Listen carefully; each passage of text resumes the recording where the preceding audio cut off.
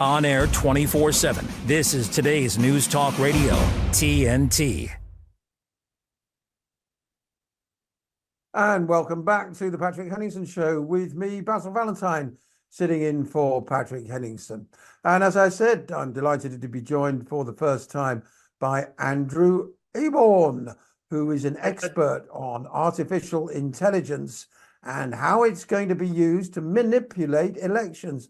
Andrew, until you emailed me earlier today with the very detailed dossier, I thought this was a made-up story, to be honest. I mean, elections, we see our politicians on screen, love them or loathe them, good, bad, or indifferent. We make our way to the ballot box.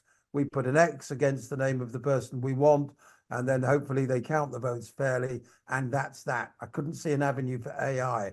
But since I've seen your email, well, I must admit, I sit corrected because I realize it's all part of this increasingly, well, complex web about deciphering fiction from reality, Andrew.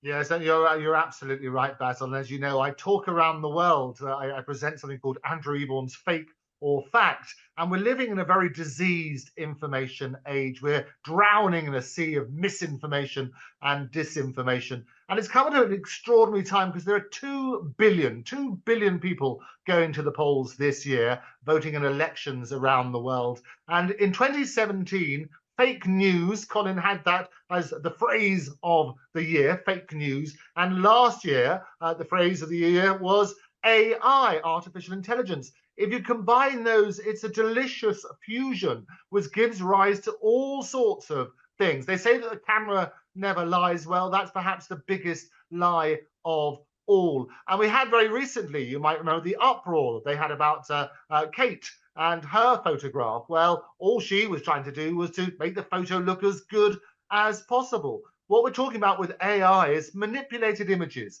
As I say, you work on that sort of basis, more like photograph, F-A-U-X, rather than photograph itself. Very good. There's a number Very of them. good. Thank you. I'm here all week.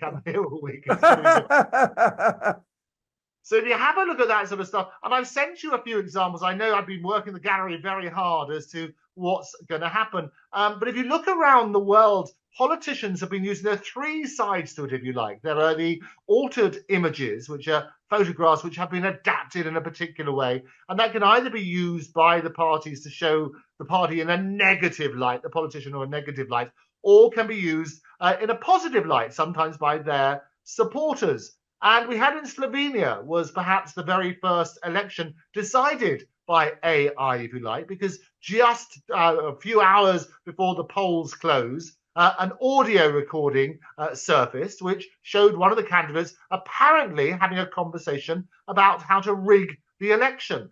And they couldn't respond because obviously it was murder at the time. And what happened is the relevant people went to the polls assuming that this particular politician was corrupt. And as a result, they lost the election. And we're going to be seeing more and more of that with people embracing technology to basically paint this artificial picture, whether it's a positive one, showing them in a particularly good light, or a negative one, putting them in a particularly bad light. Yes, and on that score, we've got an image, the first one, if we can put up the first still image on the screen of Donald Trump. Now, what I will say about these AI images is that if you look closely, you can sort of tell, but can you, that isn't real? There's Donald Trump surrounded by smiling black faces. Now, it so happens that Trump is actually quite popular with black people, although if you ask a lot of people, certainly here in the UK, the popular sort of impression given by the so-called liberal corporate media is that Trump is a racist, as simple as that. And that's actually, ingrained in a lot of people's ideas. Not actually the case, from my understanding. He actually proved very popular amongst black male voters in 2020 because he's a success and they like success and he's an aspirational figure. But that picture is fake.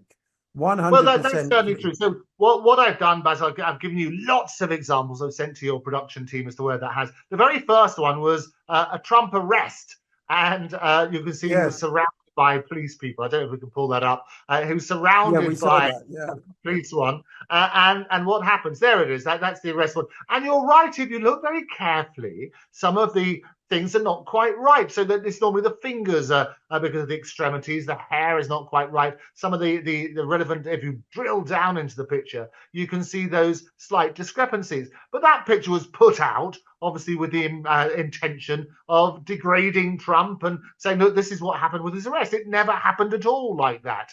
And whilst the media around the world is bursting a blood vessel with their wall-to-wall coverage of the various trials, it didn't happen in the way depicted in that picture.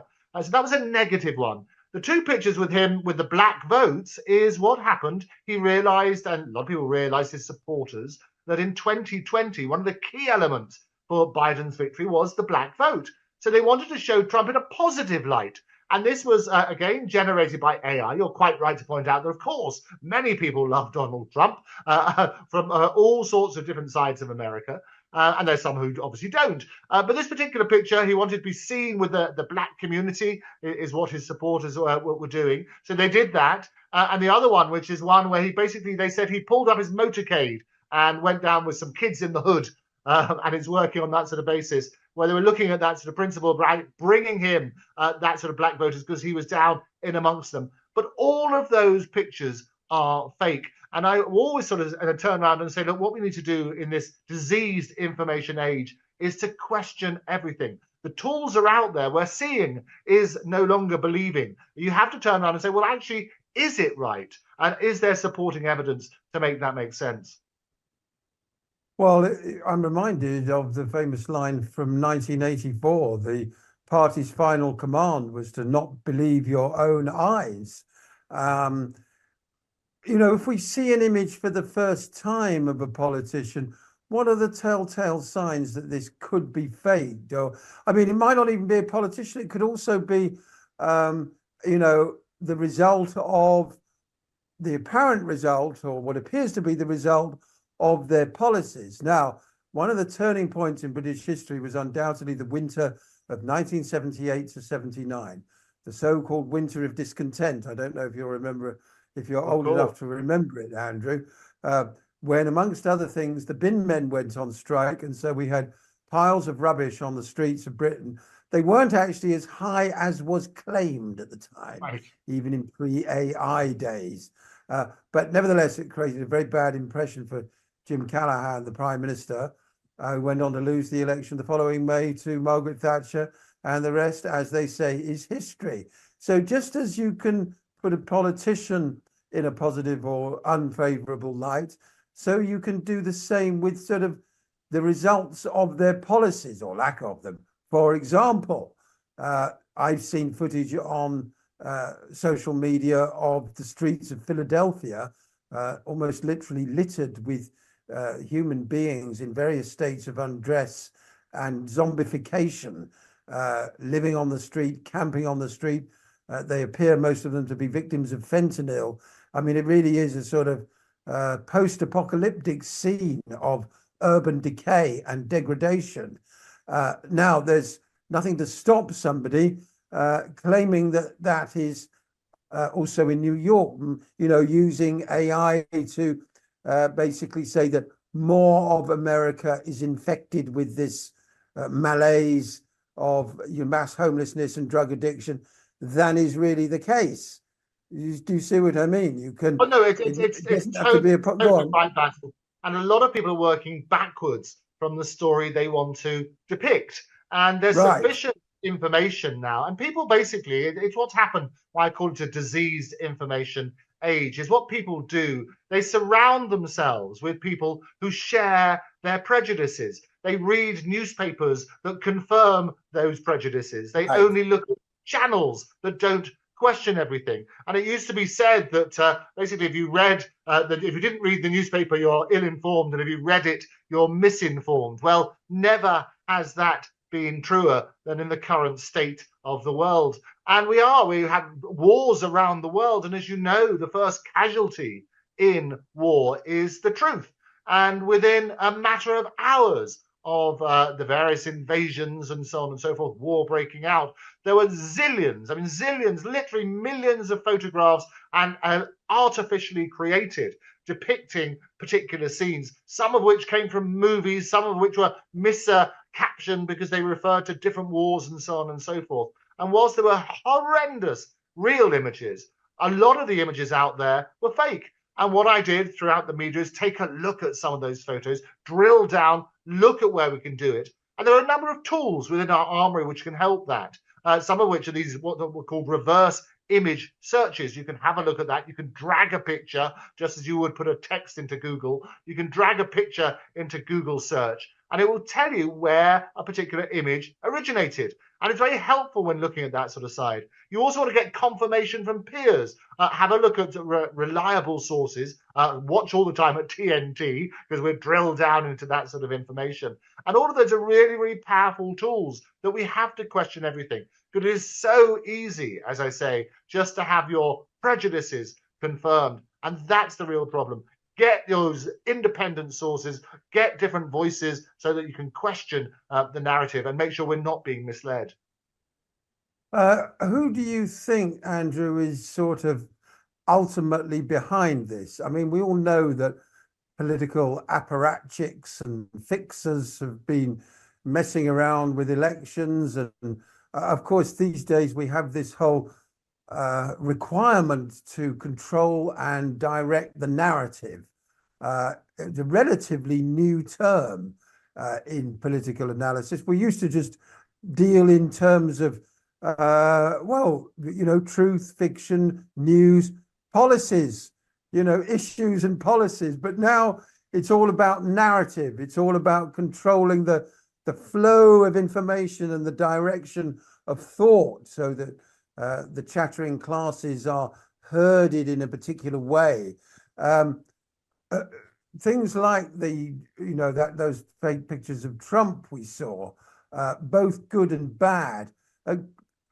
We've just seen from GCHQ this morning, the chief there saying that they think the Russians are behind various blackmail scams, and that the Chinese are also working to undermine our democracy. Do you think that there are third parties, foreign agents involved in some of this, or is it entirely homegrown? In other words, Republicans will fake bad pictures of Biden, and likewise Democrats are going to scare up, and vice versa, and so on and so forth. Well, the honest answer is that all of the above, because it's a tool in the armory of the propaganda war that we're doing. And it's the sultans of spin now. If you remember the last election in the UK when Boris Johnson won, there was on sort of one policy, get Brexit done was the thing. And his mastermind of all of that was the wonderful Dominic Cummings, who is a brilliant media manipulator. He knows how to get to the heart and soul of the electorate. And Boris, you will recall, not so long ago, he won by a massive 80-seat majority, and he became the politician. I called him the Carlsberg politician. He could reach part of the electorate that other politicians couldn't reach. And he basically appealed to everybody because the Sultan of Spin would give him that particular narrative. He's now turned into this Marmite character because of various other issues. But it's looking at that sort of side, it's turning around and saying, okay, how can we manipulate the people's thinking? And AI is one of the tools with which that's done. And we've seen some images. I mean, there's also a number of things where they do with voices. So, for example, I'll give you an example. In New York, the mayor there has been doing these robocalls, and he's been using different voices basically to make him appear as though he can speak in different languages. So he would make these calls to some people, and they would basically be able to think that he can speak Cantonese, and he can speak Russian, and he can speak Italian and French, and whatever community it is. And the reality is he can't, but there's a special tool, which helps that happen. And I've sent a few examples to your brilliant production team. I don't know if we can maybe start with the English version, and then I can show you some of the foreign language ones. We may be able to, and we will find out. But first, we're going to take a short break for the headlines. Absolutely fascinating conversation with Andrew Eborn, and we'll be right back after this short news break. Great news. The news. We have news. Great news. Great news. Great news. Great news, my friends. Listen. TNT Radio News. Why not give TNT Radio a follow? We're on all major social platforms, including Facebook, Twitter, Instagram, Gab, and Getter. Help us get the word out as we cover the biggest topics of our time right here on today's News Talk. TNT Radio. TNT Radio.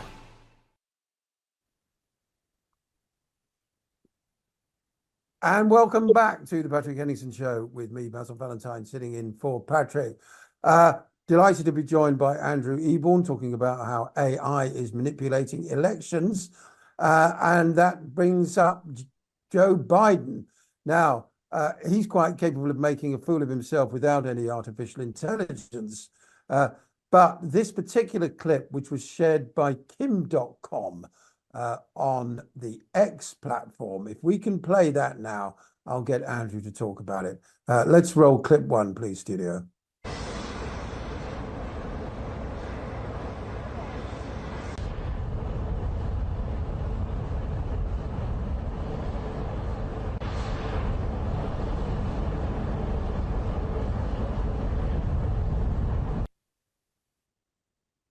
Right, now I believe that's Biden apparently being unable to recognize Rishi Sunak, the Prime Minister of Great Britain.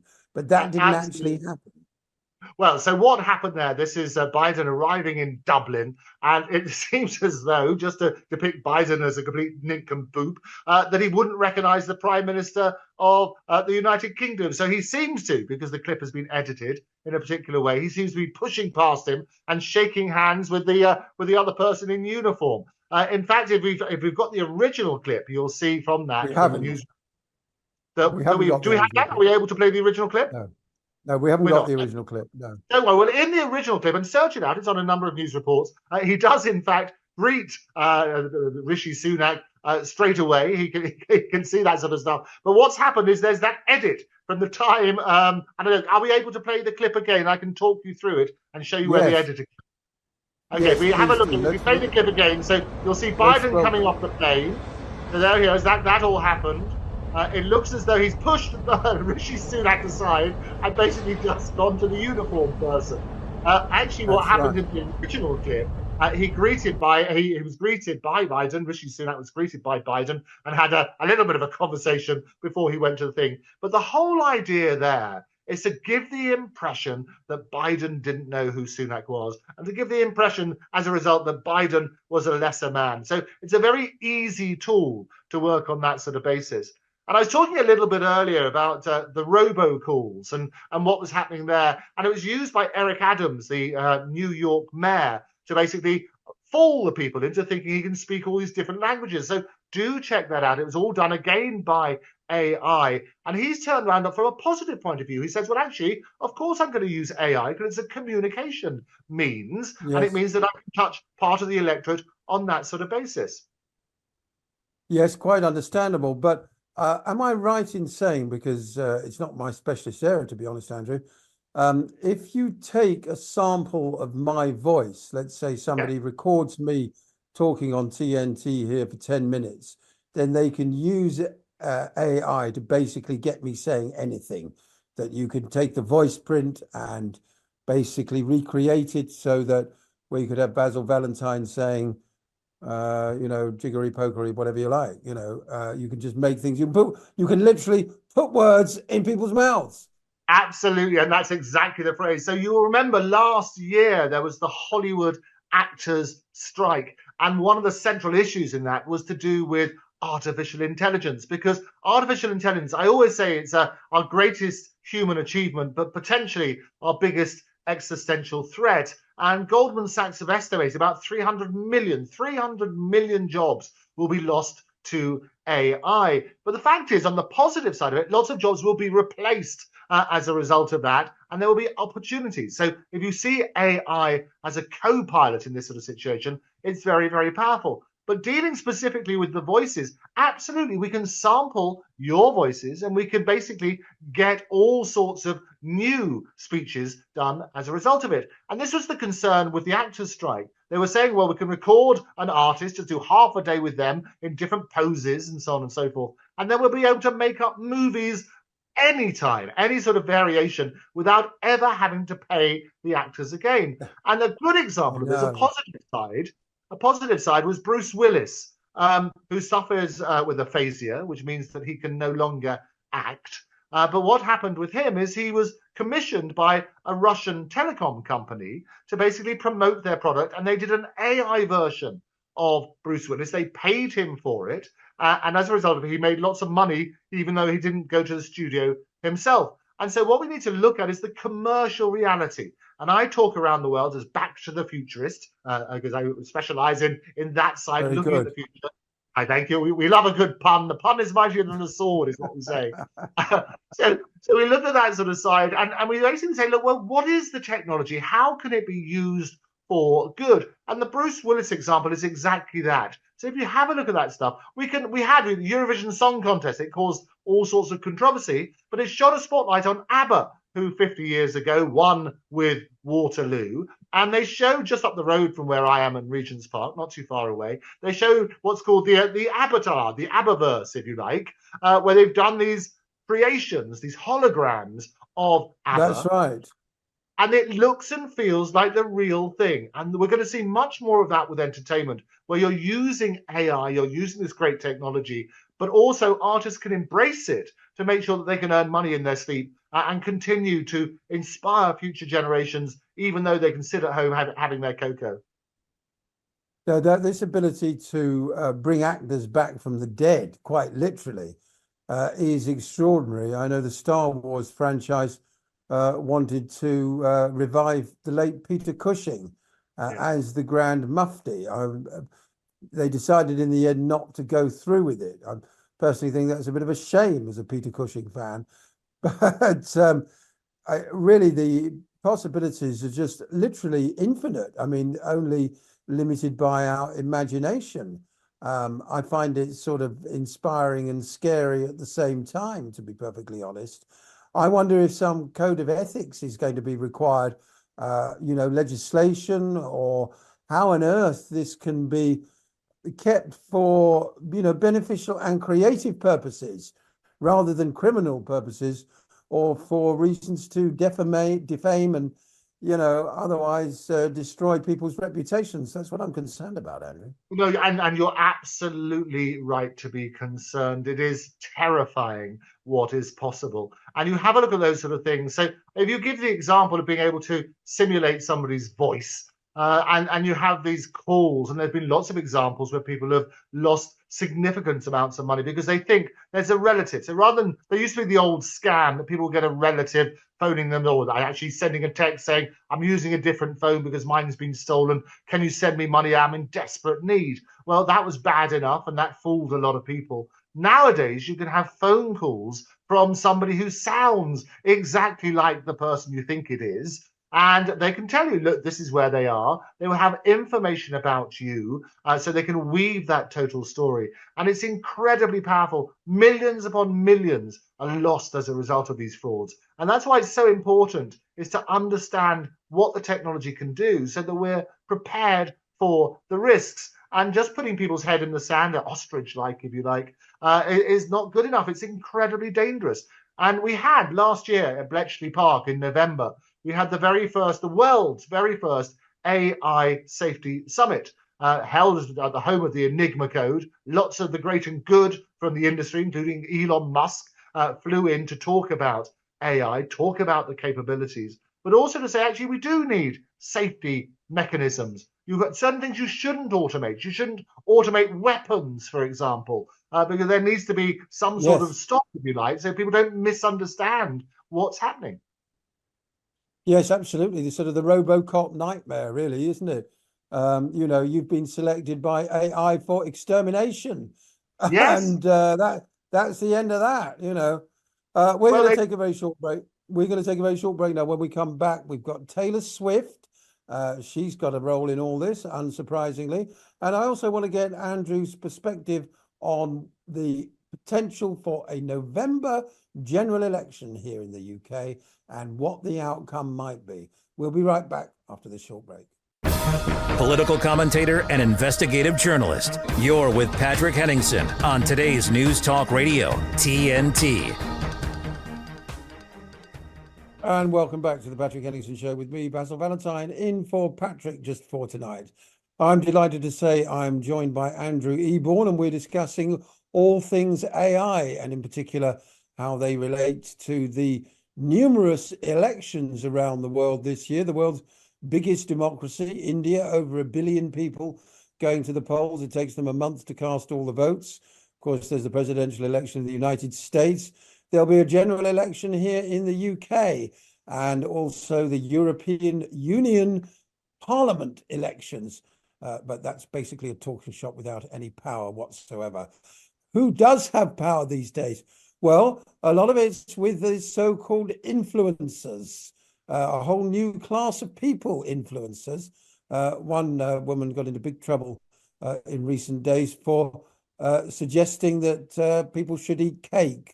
Do you remember that? Famous Marie Antoinette quote was recycled at the Met Gala. So it looks like her career is taking a nosedive. But someone who seems ever in the ascendant is Taylor Swift. Yes, Tell us about Lord. Taylor Swift. Well, her I influence will. Well, in- I'm sure you listen to her album every single day, the new one, the Tortured Poets Department, which did 200 million. To show the power of it, 200 million streams in the first 24 hours. It's a phenomenal success. Wow. Spotify's biggest thing. So a really powerful influencer. And if you can get the minds of people following those influencers on a political point of view, then that's right. So what happened at the Grammys? She obviously turned up in her glorious gown, and a video was released, which I think we can see now. Have a look at this.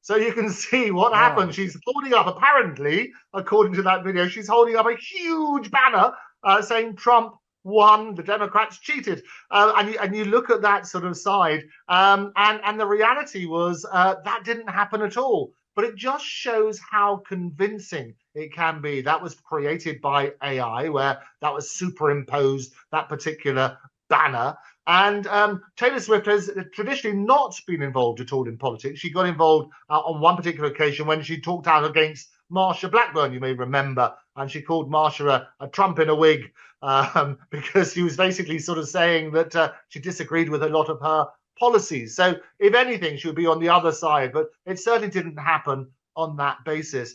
You also mentioned, interestingly, the Met Gala. Well, at the Met Gala, a number of celebrities this year, they couldn't make it, but what they did, they released AI images of themselves in Met Gala outfits, appropriately things for the carpet. Have a look, there's lots of those out there. So Katy Perry, for example, and she managed to fool her own mother into thinking that she'd actually attended the Met Gala with one of these fake images. And that's what's going to happen. More and more of these things are out there. As I always say, that it is too good to be true, then it probably is.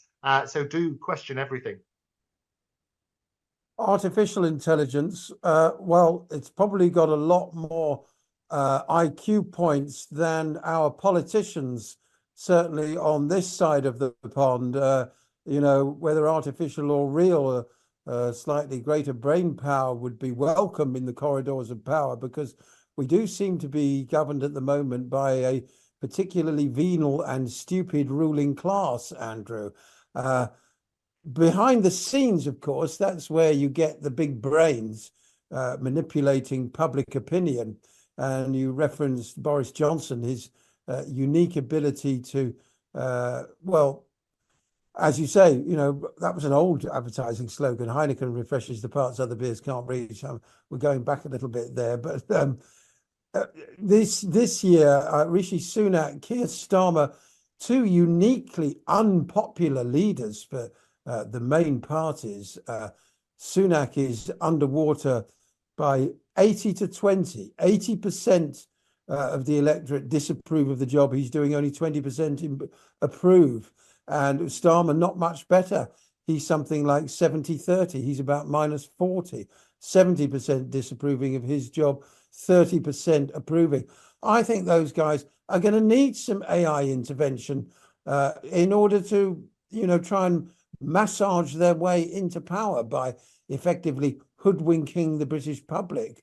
Any ideas about what we can do to prevent ourselves having the wool pulled over our eyes? Well, I think you make some brilliant points in there, and we're living actually in quite a sad times politically, because people are looking at negative reasons for why they don't vote for a particular party rather than positive reasons for voting for somebody. And if you look at the turnout in the recent local council elections and even for the mayors, they were basically pitiful. And actually, it was apathy, which was the biggest winner. Some votes are like 32% turnout. So some I was seeing some councils even just as low as 22%.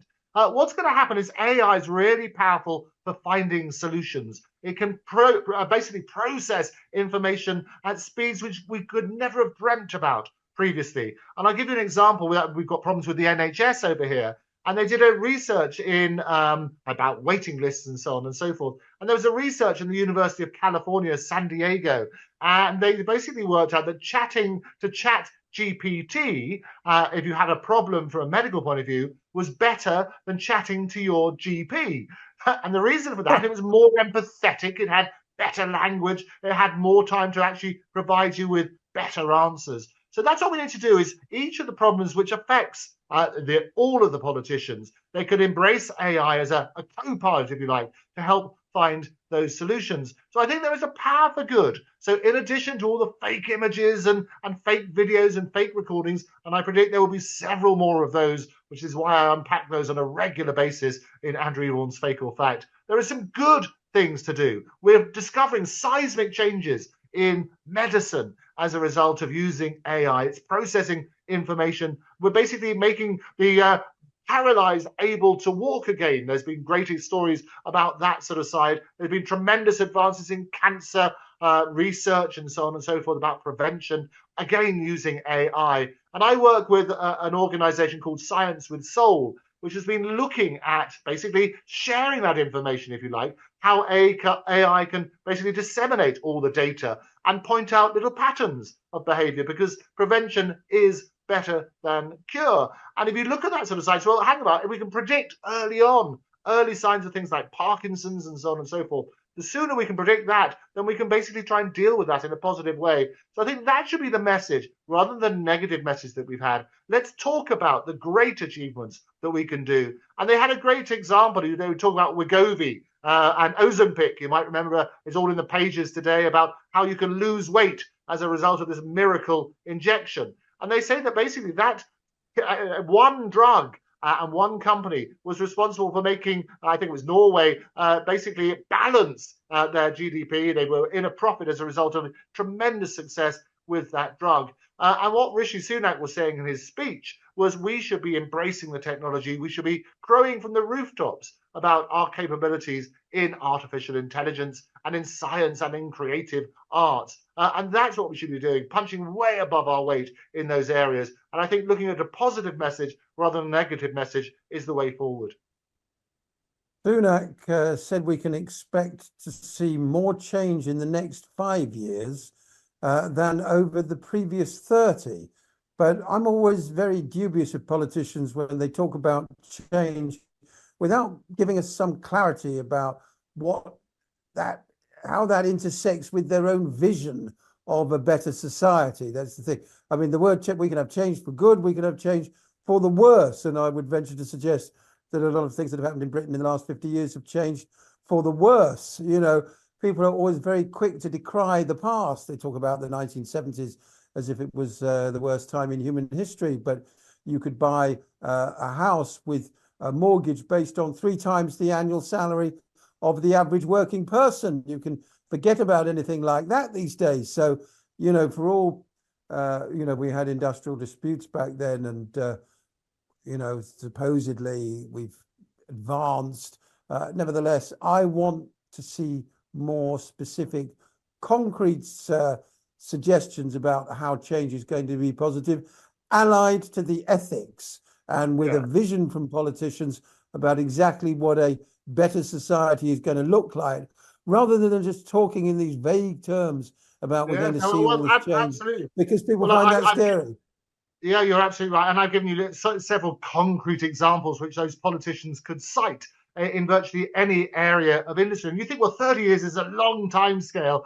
Mobile phones, for example, the internet within that period, Facebook, social media, none of those existed 30 years ago. And so what we have, and actually AI did exist. Artificial intelligence actually was in the 1950s. It's just a phrase which has been used to cover anything now, which can be done by a computer, basically replacing what a human would otherwise be able to do. And I think there are very specific, you look at any industry, any business will be benefiting as a result of artificial intelligence. We're going to be getting lots of those processes which have taken lots and lots of time are going to become automated. You're going to see tremendous advances in things like, customer service, in terms of delivery, in terms of dealing with data and so on and so forth. Every single industry, whatever industry you might pick, will have a huge advantage as a result of it. And I think you're right, is the way to persuade people is to say, okay, let's drill down rather than these general promises. Let's have a look at each individual industry and say,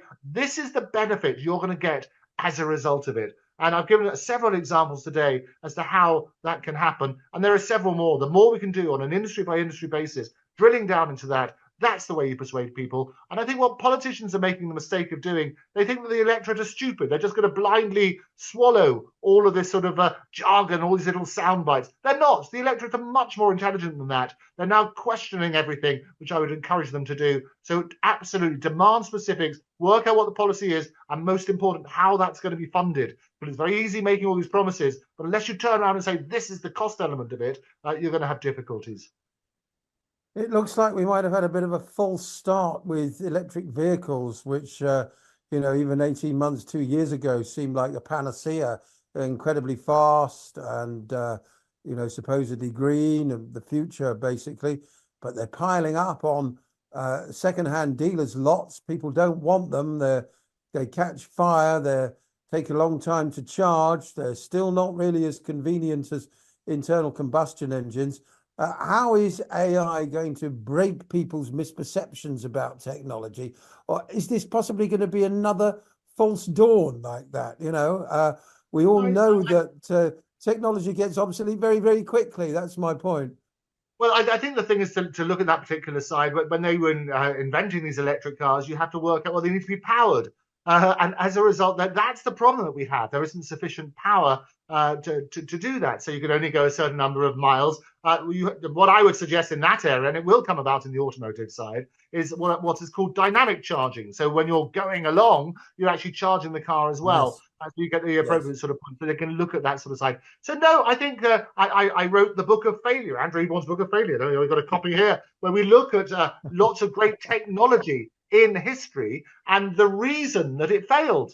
And I always say that if a necessity is the mother of invention, well, failure is the father of success. And no more so in the general realm of technology, where you have to have all those failures so you can look back and say, well, what did we do wrong there, and learn from those mistakes. So I think it is right. We need to keep doing. I think it's a very bright future, but we need to make sure that people understand what technology can do, harness those opportunities, and respond accordingly.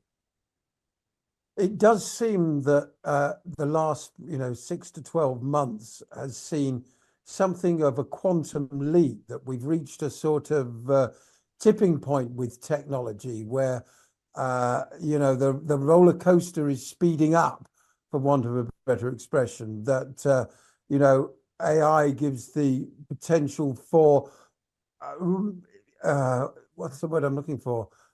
Not often that I'm lost for words, really, Andrew, I can tell you. Well, that's all right. But tap it into Chat GPT. It'll come up with several words for you. So it'd work on that sort of basis. No, you're right. AI and technology must be used as a co-pilot. It is a tool to assist us.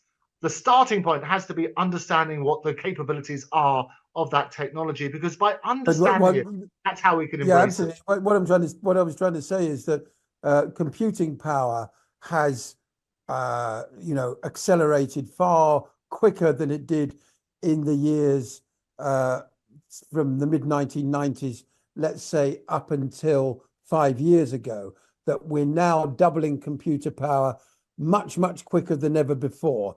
Hence the ability of AI to come up with the kind of solutions that you're talking about.